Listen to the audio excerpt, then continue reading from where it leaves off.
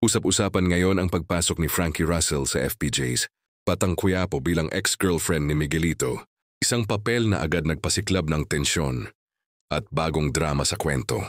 Ang twist, siya ang ex na inagaw ni Miguelito kay Rocky Boy, papel na ginagampanan ni Baron Geisler, dahilan para lalong maging komplikado at magkaroon ng matinding away.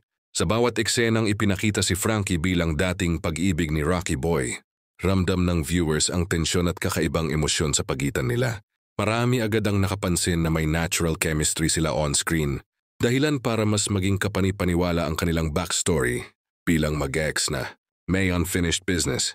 Ang pagdating ng karakter ni Frankie ang nagbigay ng malaking shift sa storyline ni Rocky Boy.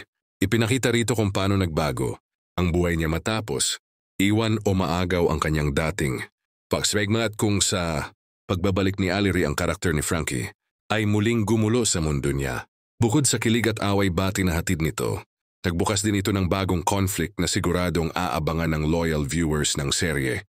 Pinuri naman ng netizens ang pagganap ni Frankie dahil malakas umano ang screen presence nito at may natural na intensity sa bawat eksenang hinaharap niya kay Miguelito.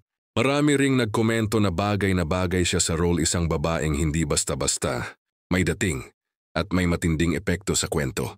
Dahil sa mainit na pagtanggap sa kanyang portrayal, maraming fans ngayon ang nagtatanong kung mas lalaki pa ba ang papel ni Frankie sa mga susunod na episodes.